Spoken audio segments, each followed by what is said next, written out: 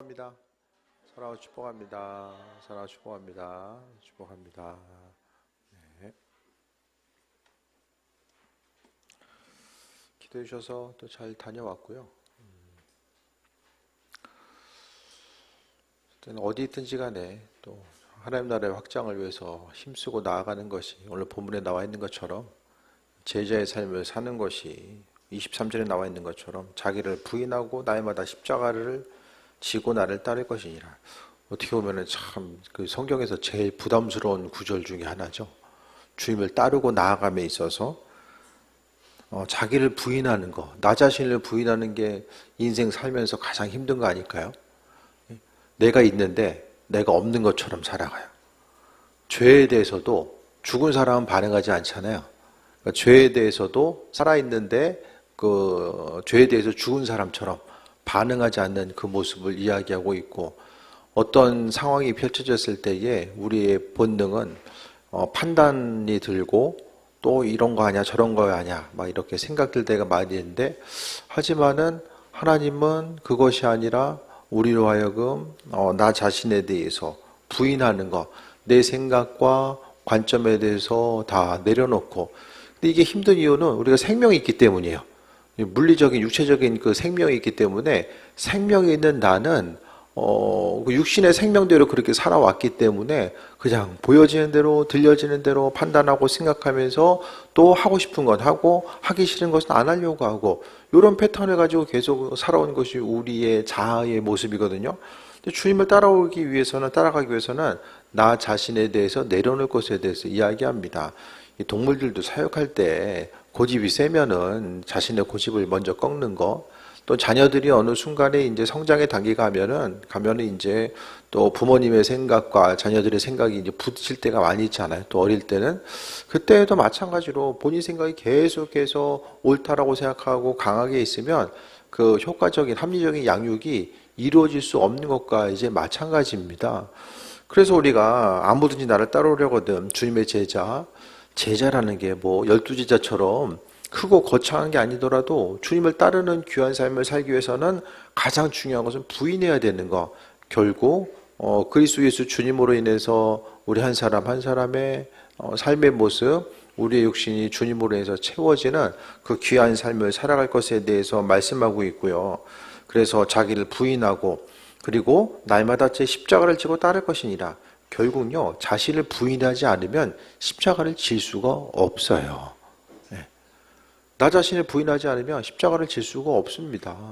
사람이 하고 싶은 거, 또 이제 그 생각나는 거, 말하고 싶은 것은 말해야 되고, 하고 싶은 것은 해야 되는 것이 이제 사람의 본능이잖아요. 근데 이제 그 어떤 주회를 감당함에 있어서 교회에서 어떤 리더의 역할을 감당하든지, 또 어떤 목회자로서 쓰임받든 선교지에서 쓰임받든지 간에 중요한 것은 이제 할 말에 대해서 못할 때가 많이거든요. 이런 것에 대해서 참 얘기하고 싶은데 못할 때들이 또 많이 있고,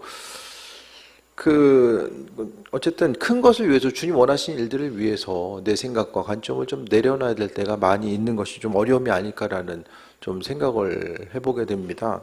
그래서 우리가 무엇을 하든지 간에 나 자신을 어떻게 부인하는 삶을 살아갈 수 있을까? 나 자신을 부인하고 또 십자가를 지는 것. 예수님도요, 하나님의 아들로서의 본인의 정체성을 부인합니다. 이 땅에 오셔서 그 특권을 내려놓으셨기 때문에 십자가도 질 수 있었던 거예요. 주님이 하나님의 아들 되시기 때문에 나는 이런 것도 할 수 있고 이런 것도 할 수 있고 뭐 내가 이런 거 왜 해야 되냐, 이게 아니라 하나님의 아들 되시지만은 그 특권에 대해서 내려놓으시고 이 땅에 오셔서 또 십자가를 지시고 함께 하셨던 그 은혜를 말씀하고 있죠. 그래서 이 땅을 살아감에 있어서 주님을 따르는 사람들은 그 제자로서의 삶을 살아가는 것, 하나님께서 우리를 불러주신 자리가 있죠. 각각의 자리가 있습니다. 그 자리에서 또 헌신된 자로서의 삶을 살아가고자 하는 그 은혜, 그 인도하심의 자리가 이제 중요한 거고요. 하나님이 또 문득 이렇게 생각나게 하실 때가 있어요. 우리의 삶의 자리, 또 하나님께서 원하시고 바라신 일들이 무엇일까요? 생각해보고, 그 베트남 선교사님도 그런 얘기 하더라고요. 어쨌든 좀 이제 청소년기 학교 다닐 때 좀 선교사 서운한 게 목회를 어떻게 해야 되나 이제 수련목하고 마치고 이제 어떻게 해야 되나 생각했을 때 이게 선교사로 서운했던 게 생각나서 갔다는 거예요. 잊어버리고 있다가 생각나서. 그래서 우리가 그러니까 어렸을 때부터 막 나는 선교해야지 막 그렇게 해서 막 준비해가지고 가는 경우는 이렇게 많지는 않은 것 같아요. 하나님이 그냥 갑자기 또 생각나게 하시고 또 고백하게 하셔서 이렇게 연결해서 움직이게 하시는 그런 내용들을 또 보게 되는데 사람이 움직이고 반응하는 것들을 보게 되면 우리는 뭐 올 한 해 계획하고 내년을 계획하는데 어떻게 생각하면 이게 한 치 앞도 이게 이제 예측할 수 없는 거죠. 불과 뭐 1년 반 전만 해도 이제 베트남에서 이제 한인교회를 맡을 것에 대해서 전혀 생각도 못하고 있다가 맡게 되고 또 그 교회 가운데서 또 교회 합병되는 것도 전혀 뭐 2달 전만 해도 뭐 전혀 아무런 생각이 없었는데 갑자기 합병이 되고 이것이 정말 빠르게 이게 이제 움직여지게 된 이런 과정들 그러면서 이제 하나하나 이제 해나가야 되는 과정들이 있는 거죠. 그러니까 목양할 그 교인들이 많아진다라는 거는 그만큼 더 이제 해야 될 일들이 또 많아지는 거고 이번에 가서도 정말 바쁘더라고요. 뭐 성경 공부할 것도 막 일주일에 3번씩 있고 너무 바쁘더라고요. 뭐 설교 준비도 더 해야 되고 그러니까 설교 준비를 이제 매번 규칙적으로 한 지가 이제 뭐 담임 목회 시작하고 나서니까 수련목에 있을 때는 이렇게 설교 양이 이렇게 많지 않거든요. 그러니까 거의 뭐 지금 설교 처음 하는 거나 마찬가지니까 이제 여러 가지 좀 어려움들이 있고 가족들은 가족들대로 바쁘고 그 틈나는 대로 좀 이렇게 얼굴을 보면서 좀 얘기하고 근데 그 가운데서 정말 하나님께서 만들어 나가시는 거 교회를 끊임없이 이제 이전할 교회를 찾았음에도 불구하고 이제 되지 않고 그런 순간순간을 보게 되면 참 하나님께서 때를 따라 인도하시고 함께 하시는 것들에 대해서 또 발견하게 되고 그러니까 얘기를 들어보니까 그러니까 베트남 선교사님이 합병한 교회가 많이 모였을 때 400명까지 모였대요. 하노이에서도 뭐 정말 상당히 이제 큰 교회였는데 뭔가 문제가 있어서 이제 교회가 갈라지면서 뭐 지금 한 50명 정도 남게 되는 이런 상황들. 그러니까 이제 그러면서 그 기존에 쓰던 렌트에서 쓰는 공간이 있으니까 그 쓰는 공간을 어렵다고 해서 계속 줄일 수는 없잖아요. 어느 정도 공간 남겨놔야 되잖아요. 그러니까 교회 유지도 거기도 좀 쉽지 않은 상황이었던 것 같고. 그러니까 이제 주변의 소문이 저 교회는 문제 있어가지고 갈라진 교회다. 이렇게 이제 주변에 이제 한인 공동체에게 소문이 난 거예요. 그러니까 더 이상 이제 교회가 부흥이 안 되는데 이 교회도 이제 베들 교회도 이제 교회가 다시 합쳐지는 이런 과정, 이제 후임자를 찾는 과정 가운데 일부러 더 이제 이정주 선생님 있는 그 하노이에 있는 코이노뉴의 교회가 지금 합병하는 베델 교회에서 이제 떨어져 나온 교회인데 다시 합병하는 이유 자체가 다른 것보다도 이 교회 이미지 쇄신 그 부분이 크게 작용했던 것 같아요. 갈라졌던 교회가 다시 이제 합해서 뭔가 좀 이제 선교 지향적인 교회로 움직이고자 하는 그런 모습들 이런 것들이 큰 것 같더라고요. 그래서 또 어쨌든 이 교회가 좀 지역 사회에 좀 소문이 좀 잘 나야 되고 또 교회에 있어서 각자의 또 사명을 감당하는 그 분량들이 있잖아요. 그래서 그 교회마다 하나님께서 맡겨주신 분량이 있고 그 일들은 어떻게 또 감당해야 되는가. 합병한다는 것은 이 목회자에게 있어서 가장 힘든 게 그 건축이 힘들죠. 건축이 힘들고 건축만큼 힘들게 이제 교회 합병하는 게 아마 그만큼 힘들 거예요. 대예배 반주자가 2명이야. 그럼 누가 해야 돼? 이 교회 대예배 반주자 있고 여기 대예배 반주가 있어요. 그럼 반주 누가 해야 돼요? 돌아가면서 둘 다 같이? 너 위에 치고 아래 치고 해서 둘 다 같이? 여성교회장 2명이죠. 귀합사지면 목사님 한 분 은퇴하니까 목사님 한 분 계시면 돼. 나눠질 때 합쳐져. 그럼 여성교회장 누가 해야 돼? 나이 순으로? 가위바위보? 이게 쉽지 않은 거예요. 정말 쉽지 않은 거야. 그래서 가서 봤더니 얘기를 하는데 그 원래 있던 교회에서 반주자가 이번 주까지 말고 안 한다고 그랬대. 벌써 초추됐는데 이제 뭔가 이제 그런 것부터 시작하면은 앞으로 한 2, 3년간은 이런 과정을 계속해서 이제 겪고 나아가야 되는 상당히 좀 많이 어려운 이제 상황이 있는 거죠. 합쳐서 마음과 생각이 이제 모여져서 간다는 것 자체가 좀 어려움이 좀 있는 거죠. 그래서 그러니까 지금 보니까 그 코이노니아 교회, 원래 선교사님 있었던 교회는 교인들이 안 움직여. 교회 이사한다고 교인들이 몇 명 나왔는데 너무 감사하게 교인들이 이사한다니까 뭐 교회를 나왔어. 너무 감격한 거예요. 목사님 사모님이. 그런 분위기고 이 합쳐지는 베들교회는 목사님이 아무것도 안 해. 연세도 있으시고 이제 갈 준비하시니까 아무것도 안 해. 그러니까 교인들 몇 명이서 죽어라고 이제 열리라는 분위기. 전혀 다른 교회 분위기가 이제 좀 어떻게 시너지를 낼지 모르겠지만은 어느 곳이든 좀 기도가 필요하지 않은 곳은 없구나.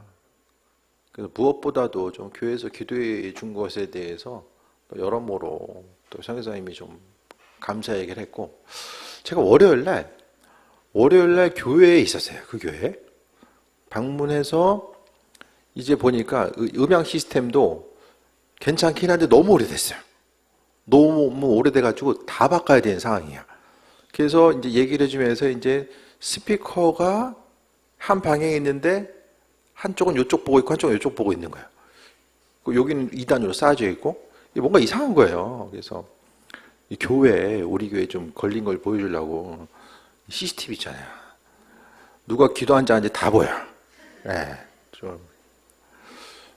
그래서 좀 교회 스피커를 좀 보여주려고 CCTV 했는데 권사님 세 분이 또 열심히 기도하고 있는 거예요. 선교사님이 이렇게 평일날 와가지고 교인들 와서 기도도 하냐. 또 이렇게 동기부여를 받아가지고 이렇게 해야 되는구나. 그래서 이제 작년에 갔을 때 보면은 코이노니아 교회 원래 갔을 때 선교사님이 오전 시간에 교인들하고 기도했거든요. 근데 뭐 다른 경우 교인 와서 기도하기도 하고 또 이제 2주 하기도 해가지고 이제 없어진 거예요, 다. 같이 기도하던 사람이 다 없어졌어. 그래서 약간 좀 실족한 마음이 있으신 것 같더라고요. 그래서 기도를 얼마큼 해야 되냐 했더니 난 20년 동안 하고 있다. 그 얘기를 이제 예를 들어서 좀 해줬죠. 그러니까 계속 기도하고 마음과 생각이 좀 합혀지고 이민교회는 특성상 한 3년마다 뭐 3년 주기로 해서 많이 바뀌어요. 뭐 계속 상주하는 사람도 있지만은 계속 이제 뭐 주재원으로 있다가 또 들어가기도 하고 이제 그러니까 교육하는 거, 이 멤버십을 가지고 가는 거. 그래서 이번에 좀 그 이민교회에 대해서 좀 많은 걸 좀 얘기 들으면서 현실이 이렇구나. 예, 좀 여러 가지를 좀 알게 된 좀 계기가 되었던 것 같아요. 그래서 저도 뭐 다른 것보다도 좀 중요한 것은 이제 온전한 리더십 자체가 세워지려면 더 기도하고 교회 가운데서도 좀 기도하는 부분들이 세워져야지만이 또 문제들도 뚫고 갈 수 있으니까. 교회에서 보니까 교인들이 있는데 교회 운영이 힘든 거예요. 재정적인 헌신도가 너무 떨어지는 거예요. 헌금들을 잘 안 하니까 이게 이제 교회는 있어도 이게 항상 이제 교회가 뭘 할 수가 없는 거예요. 새롭게 뭐 시설을 투자한다든지 뭐 아무것도 할 수 없는 그냥 세대고 다임자 살이 약간 하고 나면 이제 아무것도 못하는 이런 상태인 거죠. 그래서 뭐 어쨌든 은혜가 있으면 하나님 부어주시는 것들을 또 경험하고 나아갈 수 있는 거니까. 그래서 아무튼 여러 가지로 주의 제자로서의 삶을 살아간다라는 것 자체가 이게 좀 성인사님들의 삶을 통해 보면은 대부분의 이제 많은 분들이 참 열심히 사시는데 또 이제 일부에서는 또 좀 편하게 사역하시는 분들도 있죠. 그런데 중요한 것은 그곳이나 이곳이나 중보기도 하고 또 누군가의 헌신 없이는 교회 공동체는 절대로 세워질 수가 없구나. 우리도 마찬가지잖아요. 교회가 한번 예배가 드려지기 위해서는 예배를 준비하고 또 예배 순서를 맡아서 움직이고 하는 이들이 있어야지만이 또 예배가 이루어지잖아요. 그래서 예배 공동체는 자신을 부인하는 교회는요. 자신을 부인하지 않으면 예배 공동체가 이루어질 수가 없어요. 왜 그렇습니까? 각자의 생각이 다 다르고 그 생각들을 계속해서 내세우다 보면 주님 원하시는 교회 공동체가 아니라 주님과는 상관없는 공동체가 돼버릴 수밖에 없습니다. 그래서 자기를 부인하고 날마다 십자가를 지고 나를 따를 것이다. 이게 상당히 부담스러운 말씀이지만은 예수님께서 먼저 이렇게 보여주셨고, 우리에게 있어서 나 자신을 부인하는 거, 내 생각과 관점이 너무 큰 분들은 이 부인하는 게 더 힘들 거예요. 내 생각을 내놓는, 내가 생각하는 이런 거야. 내가 생각하는 신앙생활은 이거고 내가 생각하는 선교는 이건데 이게 좀 공동체 가운데 다른 방향으로 흘러가고자 했을 때에 이런 부분들을 내 생각을 내려놓고 조금 더 좀 넓은 관점, 큰 관점을 바라보면서 나아가는 것이 이제 이런 부분이 이제 중요한 거죠. 나를 부인하고 날마다 십자가를 지고 나아가라는데, 믿음 생활 여정 가운데서요, 신앙생활이 날마다 기쁘고 신나는 것이 아니라 십자가라는 것은 우리가 하는 것처럼 각자 사명이 있죠. 달란트 비유처럼 각자 크고 작은 사명들이 다 있거든요. 십자가를 지는 거. 나도 부인해야 되고 또 부인하지 않으면 십자가를 질 수 없고, 이 두 가지가 동시에 이루어져야 되는 것이 주님을 따라가는 삶의 모습입니다. 근데 주님을 따르고자 했을 때에 얼마든지 또 나 자신을 부인하지 않고 십자가 지지 않아도 쉽고 편하게 신앙생활하는 방법도 물론 있죠. 근데 중요한 것은 26절에 뭐라고 나와 있습니까? 누구든지 나와 내 말을 부끄러워하면 인자도 자기와 아버지와 거룩한 천사들의 영광을 올 때 그 사람을 부끄러워하리라. 그러니까 결국 나 자신을 부인하지 않고 십자가를 지지 않고 제자로서의 상관없는 삶을 살아가는 것이 바로 주님을 부끄러워하는 것과 마찬가지라고 말씀하고 있어요. 우리가 이 세상에서 신앙인으로서의 삶을 살아가는 것, 또 직분에 맞는 삶을 살아가는 것이 그 사명대로 살아가는 것이 이제 얼마나 중요한 부분인가를 보게 됩니다. 24절 보면 누구든지 목숨을 구원하고자 하면 잃을 것이요 누구든지 나를 위하여 제 목숨을 잃으면 구원하리라. 이게 지금 십자가를 지는 것 자체가 목숨과 연결돼요. 24절에. 목숨을 구원하고자 하면 잃고 나를 위하여 목숨을 잃으면 구원한다. 지금 예수님께서 십자가를 지고 따르라고 말씀하시면서 바로 24절에 또 이어서 사람의 생명의 문제와 연결되어 있거든요. 그러니까 우리가 육신적인 생명은 그냥 다 가지고 있는 것도 영적인 생명은요, 주님의 제자로서의 삶을 살아가는 사람들이 영적인 생명을 가지고 살아가는 거죠. 누구나가 다 예를 들어서 제자로서의 삶을 살아가지 않고 그냥 쉽고 편안한 삶을 살아가고자 하고, 또 사명의 자리에서 기도하고 헌신하고 복음 전하는 것에 대해서 부담스러워하고 부끄러워하면 이 복음을 전할 수 있는 사람이 이제 점점 사라지겠죠? 이 고령화가 심각하다고 말씀드렸잖아요. 선교지에서도. 한 30년 이상 지나가면요, 이제 선교지에서 점점 사라질 거예요. 네. 해외 선교지에 있어서의 선교 네트워크가 이제 이게 끊어져요. 이제 점점 더. 그런 시대를 우리가 살아가고 있거든요. 그 선교사로 왜 서원에서 나간 사람들이 없죠? 그러니까 코로나 때문에 이제 모이기가 힘들어지다 보니까 목회자든 선교사든 서원하는 이제 젊은 세대들이 점점 없게 되고, 그러니까 이제 목회자로서 서원하는 신학교를 가야지만이 또 평신도 선교사 아니면은 선교사로 또 자원해서 갈 수 있으니까요. 그 고리가 점점 더 이제 이게 느슨해지고 끊어지는 거예요. 그래서 선교지를 향한다는 것 자체가 이전보다는 훨씬 더 이제 난이도가 높아진 거죠. 그만큼 수고하고 헌신한 이들. 근데 영적인 생명을 갖고 있다는 건 주를 위해 헌신한 이들인 거고요. 목숨을 구원하고자 하면은 잃는다. 그러니까 우리의 영적인 생명이 우리의 제자됨과 연결된다는 것에 대해서 말씀하는 것입니다. 그래서 우리가 하루하루 그냥 사명 감당하는 것이 그냥 눈에 보이는 거 바라보고 끝나는 것 같아도 사실은 우리가 살아있는가 죽어있는가. 사람들은 심장이 뛰면 살아있는 거잖아요. 믿지 않는 사람들, 보통 사람들의 생각이. 하지만 주님 보시기에 삶을 살아가는 것은요, 살아있다라는 것은 십자가를 지고 자신을 부인하고 주님을 따르는 삶이라는 거죠. 목회도 자신을 부인하지 않으면 힘들어지고요. 하나님의 뜻에 대해서 계속해서 바라보고 그 은혜에 대해서 소망하는 부분, 주께서 하신다는 것으로 계속 채워져 있지 않으면은 좀 어려움이 있죠. 25절에 사람이 만일 온천을 얻고도 자기를 잃든지 빼앗기든지 하면 무엇이 유익하리요? 지금 십자가를 지는 것을 목숨을 구원하는 것과 천하를 얻는 것, 사람들이 중요하게 생각하는 자신의 생명과 온천하를 여기는 것, 얻는 것, 이것과 비교해서 훨씬 더 중요한 것, 가장 믿는 자로서 우선순위를 두어야 될 것이 십자가를 지고 자신을 따르는 것임을 말씀합니다. 믿음 생활도 헌신하면서 할 수 있고요. 그냥 무늬만 가지고 신앙생활 할 수도 있어요. 그러니까 내가 있을 때 있고 가고 싶을 때 가고 그것이 아니라 주님께서 정말로 원하시는 그곳에 내가 있을 수 있는가. 하나님이 찾으시는 그곳에 우리 한 사람 한 사람이 그곳에 머물 수 있는가. 이런 부분인 거죠. 아버지께서 바라시고 원하시는 것. 사람들은 생명이 중요하다고 이야기하고 온천하 이 세상 가운데 돈과 명예를 얻는 것이 중요하다고 이야기하는데 중요한 것은 그것보다 중요한 것이 주님을 따르는 것, 주님의 말에 대해서 말씀에 대해서 부끄러워하지 아니하고 제자된 삶을 살아가는 것 자체가 무엇보다 중요하다는 것을 말씀하고 있죠. 남들이 다 힘들어하고 피하고자 하고 나 아니라 다른 누군가가 좀 해줬으면 하는 그런 생각을 하고 있는 이때에 정말 아버지께서 바라시고 원하신 일들이 무엇일까에 대해서 돌아보고 주님은 제자들에게 뭘 허락하십니까? 능력을 허락하십니다. 능력을. 그 일들을 감당할 수 있도록 능력을 하나님께서 허락해 주시는 거죠.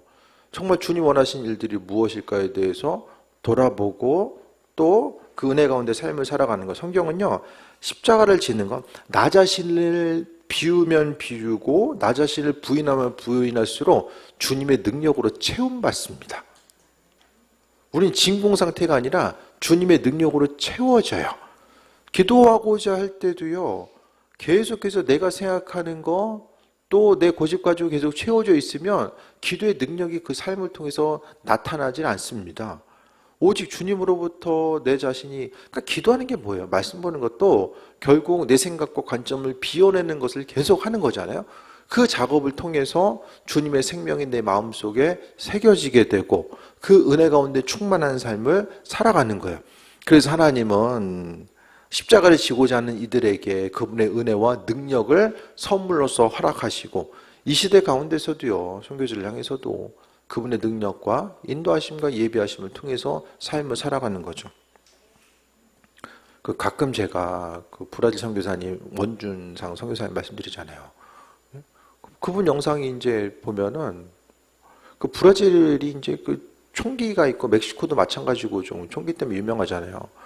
한 사람이 목 쪽에 이제 총알이 박혔는데 이 기도하고 총알이 사라진 거예요. 그거를 사람들이 잘 못 믿으니까 사진 자료를 첨부해서 영상을 만들었더라고요. 그러니까 이 시대 가운데서도 사람이 생각할 수 없는 일들, 그것도 이제 믿음의 영역이죠.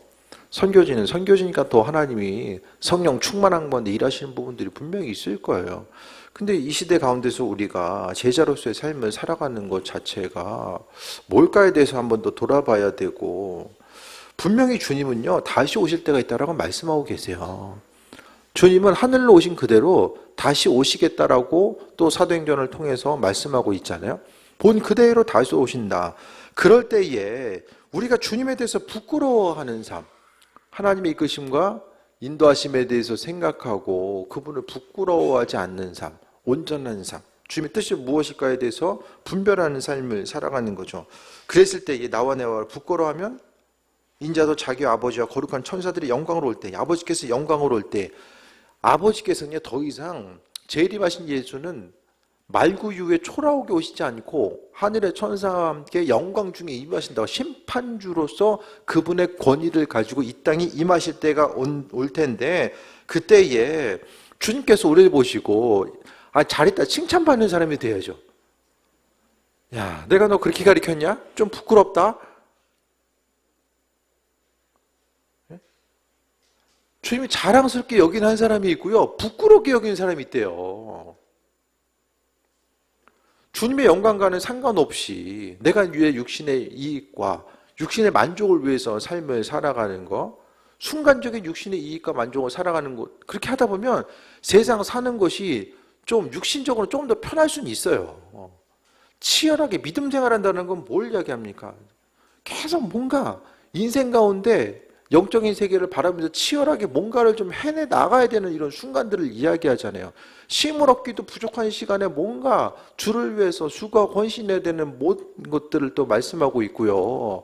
하지만 우리가 주님 만날 때가 있고 주님 앞에 섰을 때 부끄럼 당하지 않는 온전한 삶, 아버지께서 우리로 하여금 목회자로서 직분자로서 불러주셨잖아요. 불러주신 것은 우리를 성경에 보면은 충성되이 여겨, 사도 바울이 그랬던 것처럼 충성되이 여겨 직분을 맡기심이니. 교회 좀 다니다 보니까 직분 주던데 주님 앞에 가가지고 너 왜 이렇게 충성대 했어? 물어봤을 때에 있다 보니까 목사님이 하라고 해서 했는데요. 제 핑계 될 거예요? 충성되이 여겨 주신 거라는 걸 잊지 말아야 돼요. 주님이.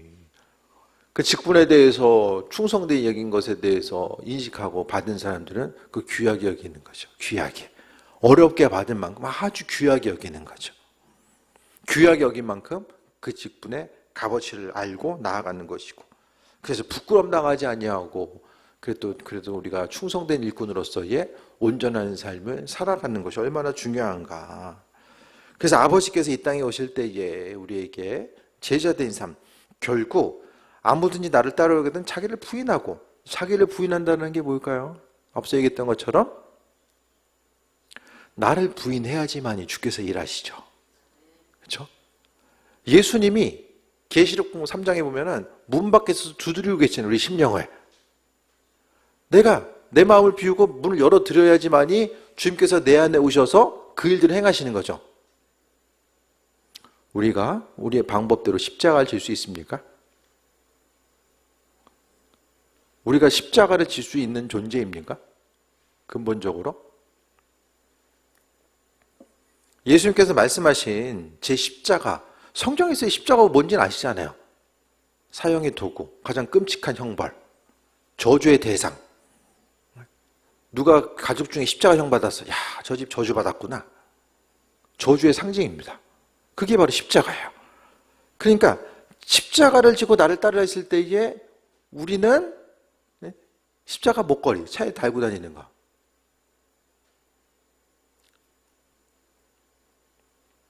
베트남에서 택시 타는데 택시만 타면은 그냥 불교 방송, 불교 유튜브 보고 있고 막 앞에 그냥 불상 하나씩 차 앞에 다 달려있어요. 없는 차 하나 봤어요. 심지어는 그거 있잖아요. 태양열을 봐도 움직이는 거 있잖아요. 그 스님 한 분이 목을 움직여요. 그리고 목탁을 두드리는 이게 그 태양열을 받아가지고 이렇게 요만한 이제 장난감처럼 생겼는데 이 계속 이제 태양 받아 계속 소리는 안 나요. 이렇게 두드리는 것처럼 보이고 목을 움직여. 앞에서 뭔가를 계속 하고 계신 거예요. 그분은. 저는 차를 타고 앞을 봐야 되잖아요. 계속 보고 있으면서 이제 내가 불교 방송 들으면서 갈 수는 없다. 그래서 이제 찬양 들으면서 아무튼 잠깐 그런 에피소드가 있었어요. 그래도 십자가 차에 걸고 다니는 게 은혜인 거예요. 다 은혜인 거예요. 불상 다 앞에다 놓고 이렇게 움직이더라고요. 언젠가 우리가 주님 앞에 설 때가 있음을 기억하고, 십자가 자체가 이런 저주의 상징인데 우리 한 몸 간수하기도 힘든데 무슨 십자가를 져요.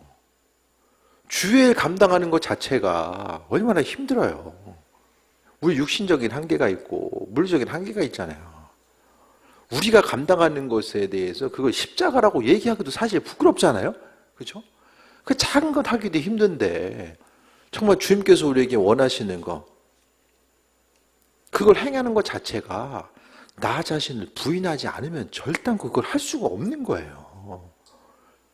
그러니까 주님 앞에 있을 때에 날마다 겸손하게 내 경험과 지식과 지혜, 이 모든 것을 내려놓고 주님께서 마음 주셨을 때 그 일들을 어떻게 나를 통해서 주께서 이 일들을 행하실까, 그것에 대한 기대감을 가지고 나 자신을 내어드리고 그 일들을 행하고자 했을 때에 주님께서 생명을 허락하시고 온 천하보다 귀한 은혜와 권능을 우리에게 허락해 주셔서, 제자된 삶은 결국 우리가 막 머리 힘쓰고 노력하고 공부 열심히 해가지고 뭘 얻어야 되는 것처럼 그게 아니라 나 자신을 비우고 은혜로 충만하게 체험받고 그 이끌림 따라서 온전한 삶을 살고자 하는 것이 십자가를 지는 것이고, 그것을 통해서 사람들이 생명을 얻고 구원을 얻게 되고, 이후의 여정 가운데서 주께서 우리를 부끄럽게 생각하는 것이 아니라 천사들이 영광으로 올 때에 그 영광을 우리도 소유하고 은혜 가운데 충만한 삶을 살 수 있게 됨에 대해서 말씀하고 있습니다.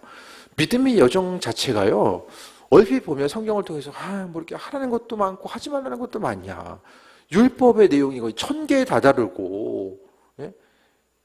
거기다가 이제 유대인들은 그 미신나라고 해가지고 율법의 내용에다가 더 이거를 율법 해석서 해가지고 해야 되냐 하지 말아야 되냐, 이것까지 덧붙여서 있는데, 성경은 하라는 것과 하지 말라는 것으로 가득 차 있는 것이 아니라 그 모든 것의 중심 자체는 주께서 주인 되셔서 십자가도 지게 하시고 이 땅에서 사명도 감당하게 하시고 선교지로도 나가게 하시고 모든 것들은 다 그분께서 은혜와 충만한 가운데 행하시겠다라고 약속하시고, 그 약속 가운데 우리가 하루하루의 삶을 살아가고 있다는 것에 대해서 말씀하고 있습니다. 그래서 아버지께서 앞서 말씀드렸던 것처럼 주님의 일을 충성되이 여겨서 우리에게 맡겨주시고, 다른 누군가도 있는데 그 일도 우리에게 맡겨주신 거, 지금 현재는 때로는 주의를 감당하기 힘들 때도 있어가지고 딴 사람이 했으면 좋겠는데 이거 너무 많이 하는 거 아니야? 주님 향해서 원망하고 불평할 때도 있겠지만, 나중에 주님 앞에 섰을 때에 우리가 헌신한 모든 것들이 뭐랑 연결되죠? 그게 면류관이고 은혜 상급이고 의의 면류관이죠. 그게 의의 면류관. 그래서 이제 베트남 교회에서 보면 좀 일꾼들이 좀 더 세워졌으면 좋겠다. 기도의 일꾼들이 세워지고, 교회에 정말 무슨 일이 있어도 설령 몇 년 있다가 뭐 한국으로 다시 돌아오더라도 교회는 우주적인 다 하나님 나라 공동체, 교회 공동체잖아요. 이 교회를 섬기든 저 교회를 섬기든 하나님 나라 확장돼 나아가는 그 순간 가운데서 그 생각을, 넓은 마음을 가지고 주님께서 허락하신 부르심 따라서 또 쓰임받고 나아가는 것. 그래서 교회가 더 세워질 때까지 기도로 중보하고 또 함께 기도하면서 또 이제 하나님 나라가 확장돼 나아가는 이런 우리가 더 쓰임 받고 나아가는 것. 그래서 선교지가 어떻게 더 앞으로는 어떻게 될지는 잘 모르겠어요. 선교사님들이 이제 더 많이 세워질지, 점점 더 선교는 이제 평신도 중심의 선교가 많이 이루어질 가능성이 커요. 전문적인 사역자들보다는 뭐 예를 들어서 은퇴하고 이제 가신다든지 본인의 비즈니스를 가지고 선교한다든지 그렇게 이제 방향이 이제 전환될 가능성이 뭐 이제 상당히 좀 큰 것 같고, 특히 우리가 지금 선교를 동남아에 집중하고 있는데, 동남아를 보게 되면 이제는요, 제가 분석해 보기에 동남아에 있는 나라들이 이제 뭐 중진국, 선진국으로 넘어갈 수 있는 이 사단이 끊겼다라고 보거든요. 그러니까 선진국으로 넘어갈 수 있는 것은 전문가들도 마찬가지로 끊겼다라고 봐요. 예. 이제 기술의 격차 자체가 너무 크기 때문에 이제는 힘들고요. 우리나라도 점점 더 이제 산업들이 이제 공장에서 로봇이 대체되고 있잖아요. 세계에서 로봇 밀집도가 가장 많은 데가 우리나라예요. 일자리들이 로봇으로 많이 대체가 되고 있어요. 단순 일들 자체가. 그러면 이제 단순 노동해가지고 그 다음 단계 넘어가는데, 이거 이제 고리가 끊어졌다라고 보고요. 그 얘기는 이제 빈부격차가 점점 더 동남아도 그렇고 이제 이게 심해질 수밖에 없는 환경이고, 도시는 도시대로 살겠지만은 정말 시골로 내려가면 내려갈수록 추위를 피하기도 힘든 환경이 계속해서 있을 수밖에 없는 환경이고, 어쨌든 한 영혼이라도 구원하기 원하시는 아버지의 마음이 어디 있을까를 조금 더 생각해 보면, 무엇보다도 헌신하고 또 중보하고 나아가기 위해서 우리가 먼저 제자로서의 삶을 살아가야 되는데, 무엇보다도 교회 공동체는 내 생각과 관점을 좀 내려놓고 주님의 생각으로 체험받고자 하는 이런 은혜, 제자는 정말 나의 삶을, 나 자신의 삶을 주께 내어드릴 수 있는 사람이 바로 제자인데, 그 제자의 삶을 이야기하면서 예수님께서 무엇보다도 아버지 나를 따르려거든. 제자의 삶을 살기 위해서는 가장 첫 번째로 자기를 부인하고 어떻게 해야 돼요? 날마다 따라가야 된다. 우리의 삶은 기도도요, 사실은 날마다 내 생각과 관점을 내려놓고자 하는 비워짐의 모습이 가장 중요하지 않을까. 내가 비워져야지만이, 내가 순종해야지만 주께서 일하실 수 있잖아요.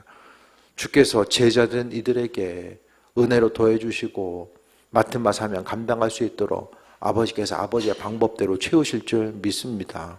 그래서 우리가 또 선교 지향적인 목표를 가지고 살아간다는 거, 물론 교회들이요, 우리나라 대한민국의 95%의 교회가 선교 다 해요. 근데 정도의 차이가 좀 있는 거예요. 정도의 차이.